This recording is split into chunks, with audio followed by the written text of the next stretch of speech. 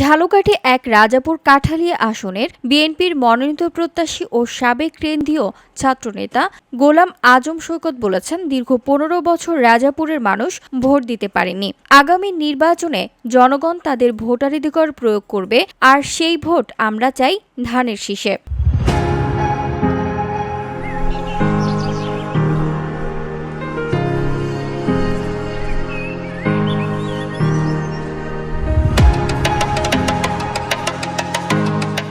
শুক্রবার বিকেলে তার নেতৃত্বে রাজাপুর শহরে বের হওয়া বর্ণাঢ্য র্যালি উপজেলার প্রধান সড়ক প্রদক্ষিণ করে বাইপাস মোড়ে গিয়ে শেষ হয়। পরে অনুষ্ঠিত সংক্ষিপ্ত পথসভায় তিনি এসব কথা বলেন।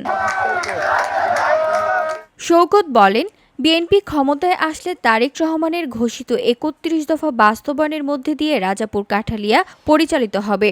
তিনি দাবি করেন, দুর্নীতিগ্রস্ত স্বৈরাচারী সরকার প্রশাসনকে ভেঙে দিয়েছে। বিএনপি ক্ষমতায় এলে প্রশাসন হবে জনগণের সেবক, প্রশাসনই যাবে মানুষের কাছে।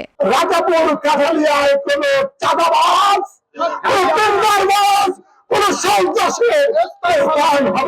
রাজাপুরের কিছু নেতার বিরুদ্ধে অনিয়ম দুর্নীতির অভিযোগ তুলে তিনি বলেন, ৫ আগস্টের পর কেউ কেউ ভুলে গেছে চাঁদাবাজি, টেন্ডারবাজি আর সন্ত্রাসী রাজনীতির জায়গা রাজাপুর কাঠালিয়ায় হবে না। দলকে কলুষিত করলে তার স্থান দলেই নেই।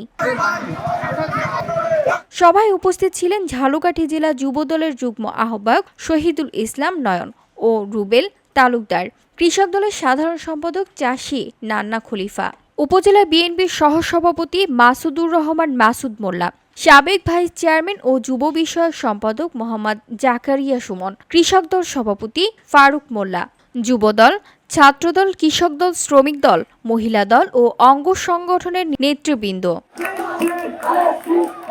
VOD Bangla news desk.